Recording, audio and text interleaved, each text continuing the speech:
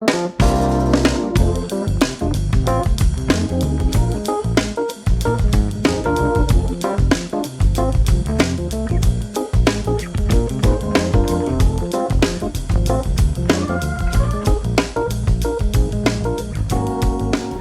how's it going? Got a short one for you today. So back in September, when Oregon and California and Washington and pretty much the entire West Coast was on fire, right after I got back to the house after being evacuated for a while, I noticed I had a problem with the van. And I'd completely forgotten about it until just now. And I was sitting here trying to figure out, going through my list of things that I need to do, and I remembered, oh yeah, that thing smells like gasoline occasionally. So I had some footage that I took with my cell phone at the time when I first noticed the problem. I think it was actually the night that I got back to the house. But yeah, anyways, here's some footage of that, and then we'll skip back to today because I actually went out there and we figured out what's going on. So hopefully you enjoy. So just pulled into the driveway here, and we've got a check engine light on the old Super Duty. So, let's see what we got going on here. I'm guessing it's probably going to be something to do with the ignition or coil packs, because it is the one weakness these engines have. And as some of you may remember, right after I got this thing, I was getting an error code for a solid misfire, and actually it was running pretty bad. So usually when one coil pack goes out, the rest of them are soon to follow. Turns out it was just a connector that was unplugged, but the previous owner did replace that coil pack. So it should be interesting. We've got one DTC here. Let's see what our data is. Evaporative emission control system leak. Oh, interesting. Okay, so I was smelling gas fumes occasionally, and I did just get fuel earlier today, and I noticed that I think the guy might have topped it off because the gauge is a little bit higher than it normally is. Let's see if we've got any pending codes. No pending codes. Whoops, I don't want to do that. Okay, so let's clear these out. First thing we're going to check is the gas cap, because, yeah. I suppose I should shut off the engine.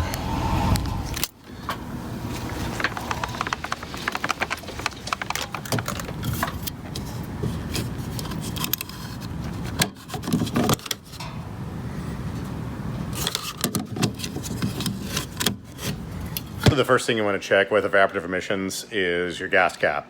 A lot of newer vehicles actually have a gas cap light specifically for that, but this did show a small leak. And I have noticed the last few times I've gotten fuel, if I take a corner hard right after getting fuel, I do smell gas.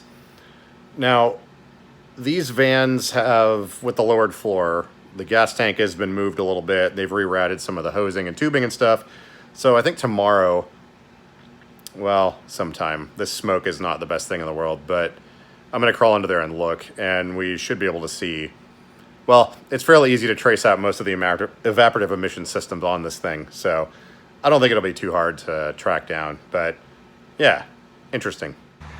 Okay, fast forward literally 3 months. The code hasn't come back. I do occasionally smell raw fuel, but it's not very often, and the code hasn't come back at all. So I figured it's daylight outside right now, and I should probably look at this. Also, the rear leaf springs were making some noise, so I want to inspect the spacers on the leaf springs and stuff.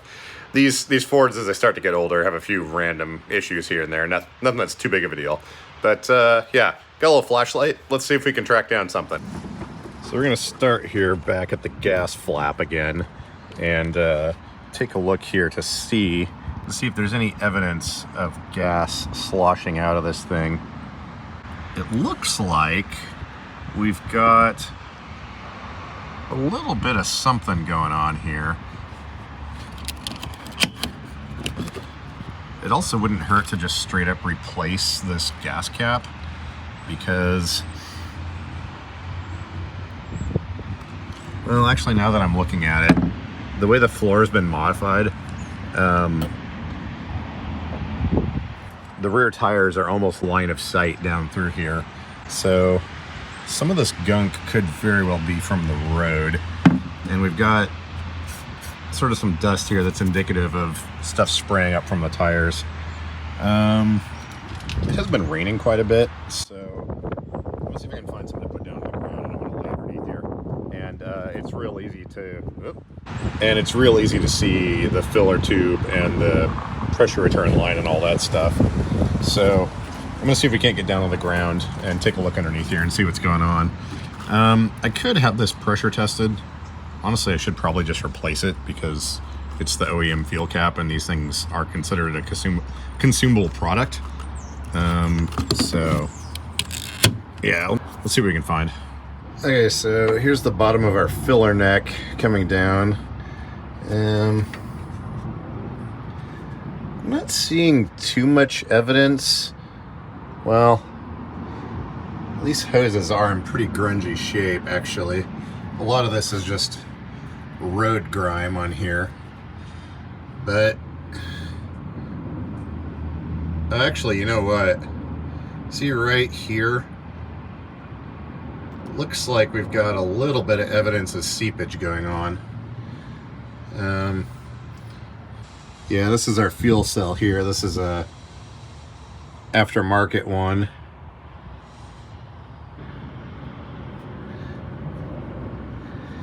Yeah, I'm pretty sure these hoses here just need to be replaced. So that's not too big a deal. But yeah, as you can see, filler neck and tire right there. So all this grime and stuff basically just goes right onto these things. Not a huge fan of that style of hose clamp either. So yeah, I think we know what our issue is, and it only does it when it's completely full. So yeah, that's definitely leaking out of the pressure vent or the vent line there. All right, well, I'm gonna go ahead and say that this is just a maintenance issue.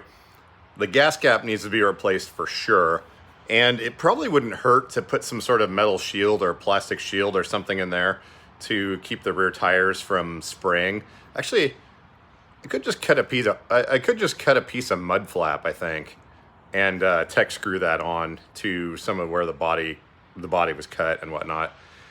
But yeah, those hoses need to be replaced, and so do gas caps every so often. So we're just going to rule it out as that. I don't think it's too big of an issue. And again, I only smell gas when it's completely full and I take a corner. So it wouldn't surprise me with those old style clamps and those really grungy hoses that fuel is seeping out a little bit. So I think for now we're good. The stock setup from the factory wouldn't necessarily have these issues with all the road grime and dirt and oil and stuff getting all over those filler lines. But because this van has been converted and has had the floor cut and a fuel cell and a bunch of stuff put in, those are some of the things on wheelchair vans that you do have to look out for. Everything is heavily engineered with stock vehicles, and when you start cutting floors and making mods and things, while the aftermarket stuff is better. Like, for example, this is a heavy, I don't know what the gauge of steel is, but it's a heavy gauge, fully welded steel gas tank, as opposed to the stamped aluminum stuff. It might even be steel, because the stock fuel tanks on these things are long and they go down the driver's side of the vehicle, and they're form fit and everything. So where was I going with that? Anyways, aftermarket parts. Whenever you start modifying things, you're going to have little issues like that. And for me, not really too big of a deal. And honestly, even if I had to take it to a shop to have that fixed, I mean, those filler lines wouldn't cost more than like $45, $50 with a shop's markup. And then the labor to install them is pretty negligible, since they don't even really have to jack the thing up or put it on a lift. Like, it's all easily, like, you can get to it super easy right there. So I just took a couple of photos, and oh, you know what? I think I might call NorCal Vans and see if they have replacement hoses, or at least can give me the size of them. I mean, it's not too big of a deal to just eyeball it and get replacement ones, but yeah, I think I'm gonna call them and just see if they happen to have a kit for sale, you know. But anyways, there you go. Only took me 3 months to figure that one out. Well, it didn't take me 3 months to figure it out. It took me 3 months to get around to actually doing it. One of those things, out of sight, out of mind. And if I'm not constantly smelling gas every time I key up, it doesn't seem like a very big deal. You know, gas leaks. I kind of forgot to look at the leaf springs while we were out there. Let's go back outside and see what's going on there. All right, and while we're down here, let's take a look at our leaf springs too. So these Fords use sort of some spacers or bushings, as it were, that, hang on, I got a wide angle here. Yeah, there we go.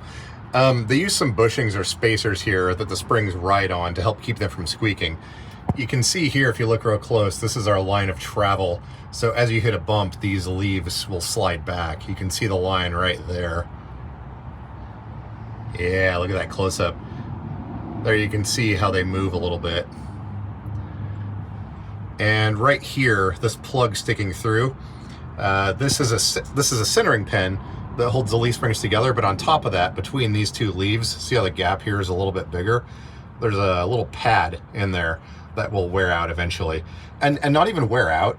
There's some of these trucks and vans that they sell, even brand new ones, or ones with like 10,000 miles on them, they develop this squeak. And it's just kind of a thing that happens. But if you notice, we still have a good curve. It's a little hard to see on the wide angle lens, but you can see along here, they still have a good curve to them. They haven't flattened out or anything from the extra weight. But looking down here, things appear to be okay.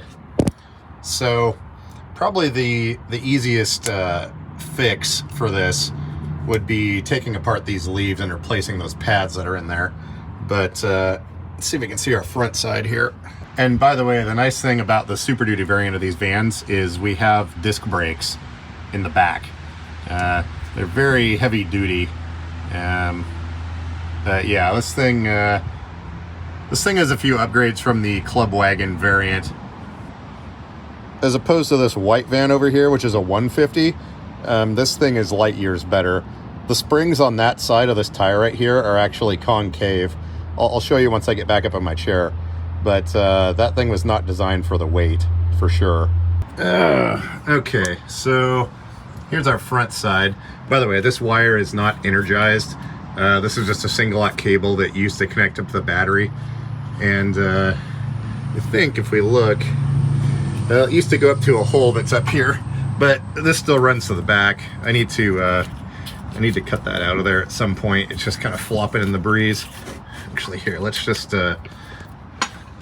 let's tuck this up here for right now. There we go. We'll just hold that with the e-brake cable. Oh yeah, you can see some of the other connections here. There's a hydraulic line fitting and the connector, two connectors that used to go to the UVL that was under here. Yeah, so I think we found our problem. So you can see here, this is a combination centering pin slash dampening plate, and you can see this round part right here that's supposed to ride on it. We've got one missing right here. So this is gonna make our springs rub on each other, which isn't necessarily a terrible thing, but it's definitely gonna result in a lot more noise. And of course the wind kicks up as soon as I come out here. But yeah, so that's our issue right there.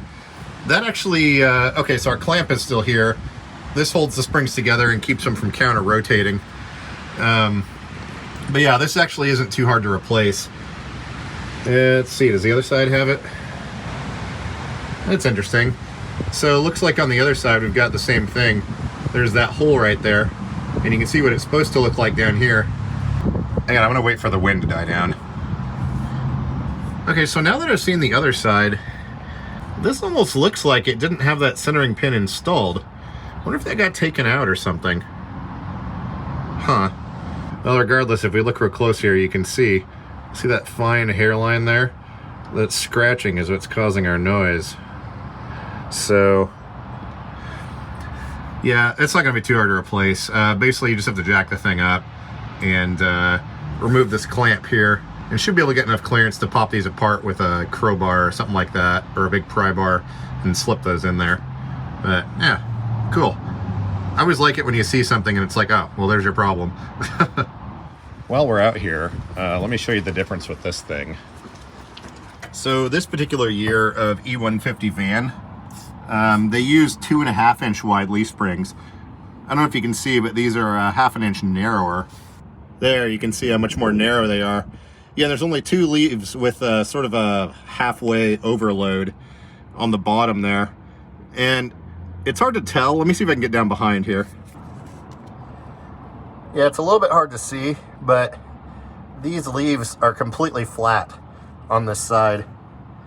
And I added some air shocks, which helped quite a bit, but these were actually concave in the opposite direction before I added those air shocks in there. It is ridiculously windy out here. Trying to film this with my phone may not have been the best choice for audio. But contrary to popular belief, these two vans are actually very different. Typically, Ford's approach was they use the same frame for everything. And then, like, for example, the difference between the 250 and the 350 was basically just different rear leaf springs. And the front ends were the same on everything.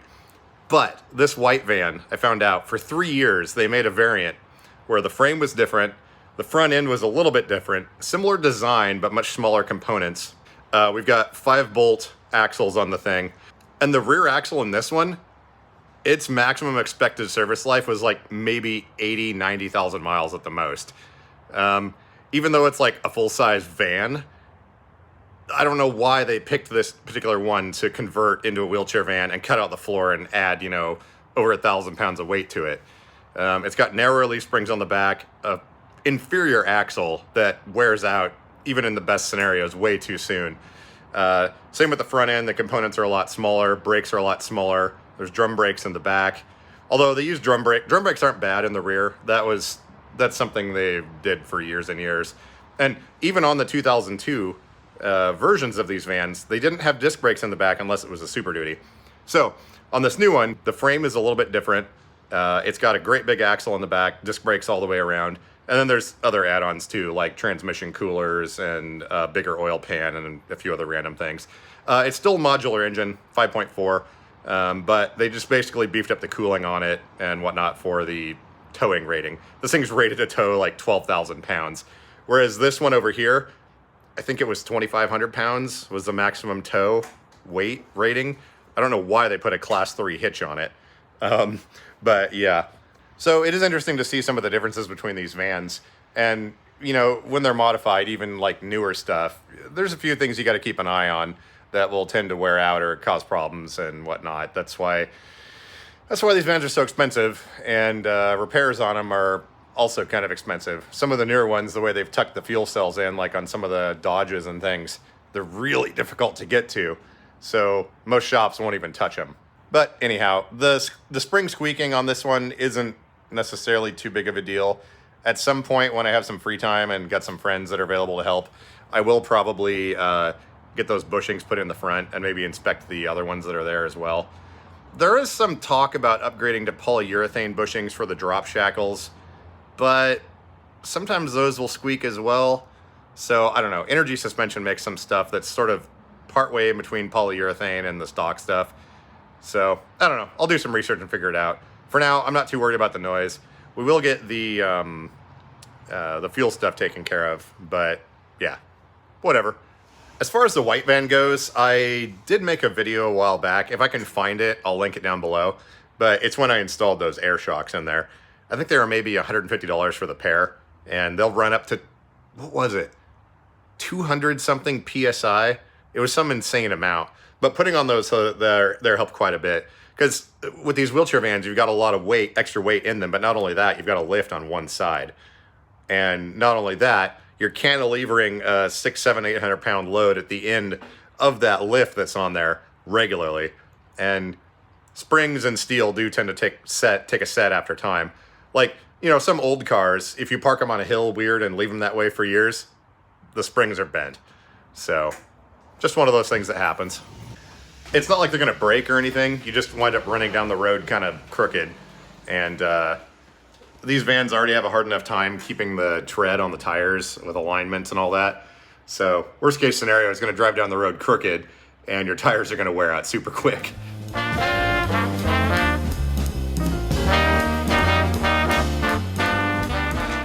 Okay, quick note here.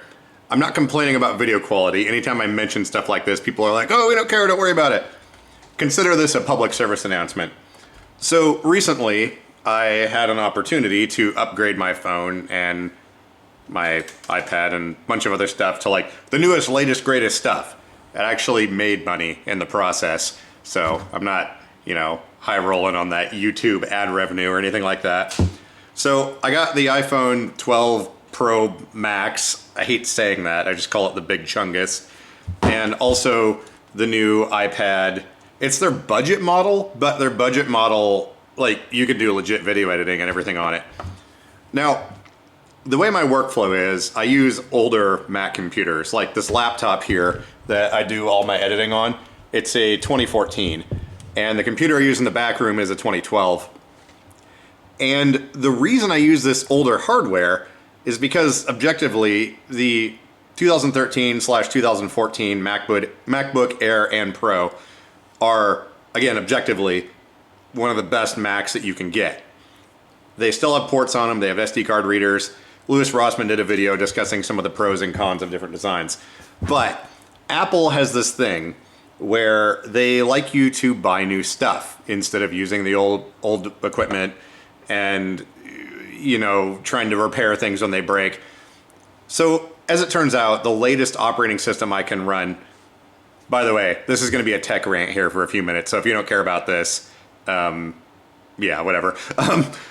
The latest operating system I run is macOS Mojave, and I use iMovie and Final Cut Pro for editing most of my stuff. Like, probably 90% of everything I do is with iMovie. The new cameras on these phones are amazing.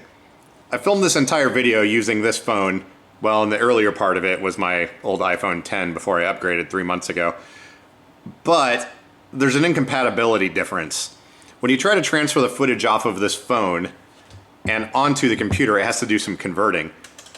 And when it converts, for some reason there's a glitch right now. The audio is shifted about 750 milliseconds. When you watch it on the phone, or if you transfer it to the iPad and watch it on here, the audio is in sync. But the second you try to transfer it to the computer, everything's slightly out of sync. So as you can see, here's a little screenshot. I have to detach the audio and shift it and do all that. Extra steps, whatever. And I thought, okay, well, maybe I can just plug it into the computer with this cable, because Apple has this image capture software built in, and I'll just copy it right off the phone. So I go to copy it off the phone, and it pops up on the screen of the laptop saying converting. I'm like, all right, that's cool. It got done converting, transfer the files in, put them into the editor. Now suddenly there's video tearing and glitches and stuff.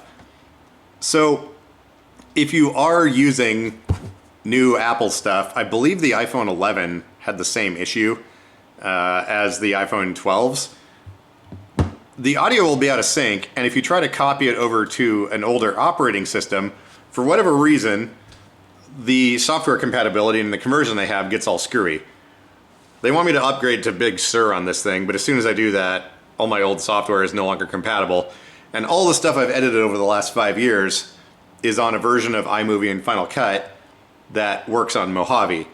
If I upgrade to Catalina, for example, I tried editing one video on that. Now suddenly it's not compatible with my previous library and I have to convert everything. Catalina wasn't a stable operating system, especially on older hardware. And now there's a new one, which means they're not going to fix any of the previous problems. So, yeah, I don't know what to do with that for now. I guess. See, I even tried transferring it from the phone to the iPad, thinking that maybe the iPad wouldn't have the software glitch with the audio sync. And it turns out it's a little better. The audio is only about 350 milliseconds off. But yeah, so I don't know. It's a little bit frustrating. I'm sure a software update is going to fix this. But my intent with upgrading this stuff was so that I could just grab my phone and film stuff and easily sync it over. But Apple had other plans. I think they want me to open my wallet a little bit more. That's not going to happen. I'm going to interrupt myself. For the people that are going to tell me that Apple is terrible and they use Android and all this stuff, I use both phones. But there is no touching the camera system on this new iPhone Big Chungus 12 edition. These cameras are insane. From someone that films and uses and does video and edits and all this stuff, nothing comes anywhere close to this. Like, I can get photos with this thing that are literally impossible on a proper DSLR. Obviously it's using AI and stuff, and you know, the realism or, you know, true to life aspect is a little bit shifted. But in my mind, I would rather tell a story with a photo than have it be 100% true to life how it looks. So say what you will about Android versus iOS and Apple and all that stuff. From a creator perspective, the video and the stabilization and everything, I'm blown away by this thing. Unless you've tried one, you can't knock it. I used to use the Note 9 quite a bit. My main complaint there was it didn't have a wide angle lens. But the wide angle on this thing, it's absolutely insane. I mean, I think I mentioned it in a previous video, but here, check it out. So there's just your normal field of view, right? Then we've got the zoom, but check this out. Look how wide that is. You can see my arms and my hand in the shot. Sorry, I don't care what anyone says. This thing rocks. I'll figure out the software problems later. It's worth it in my opinion. Not too big a deal. I can still make videos and use this fine. I'll find workarounds to make it work in the meanwhile. But yeah, it's like, what the heck? You had something that worked, but you're giving the finger to people that don't want to They don't want to spend $3 on a new laptop, which is literally an inferior design. I don't know if you follow Louis Rossmann or not. He hates Macs just in general, the way they're designed. But again, 2013, 2014 are the most reliable, best ones you can get. This thing still edits video just fine. But there's no way, one, I'm gonna spend a bunch of money on new equipment, and two, spend money on equipment that's inferior. So yeah, rant over. Oh, we're going to close out this video with an old clip. I think it's from 2004, 2005, maybe something like that. Back in the day, I was into installing flamethrowers on the exhaust of various vehicles. And I had this Toyota lunchbox van, sort of a slang term. It's their mid-engine, like mid-80s vans that they had. And I don't have footage after I completed it, but you basically stick a spark plug in your exhaust pipe. And I did a bunch of stuff to this van, but I ultimately wound up using the cold start injector and putting it on a button so I could inject more fuel down the engine. I mean, obviously it wasn't good for the rings, dumping raw gas down. I've got a couple photos of friends' cars that they got the flamethrowers working on, and I was playing around with it on this particular van, and all it wound up doing was just backfiring insanely loud. So here's some footage of that, and I'll catch you in a couple days. This is the one that backfires.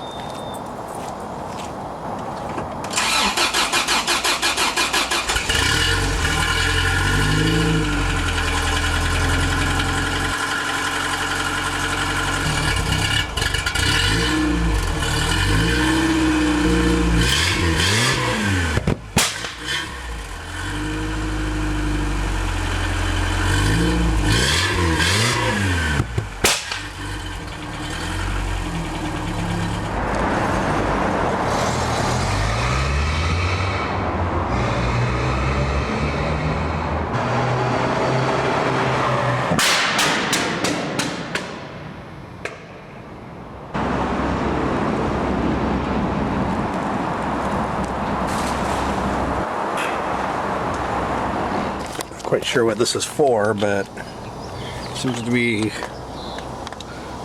some wire on here.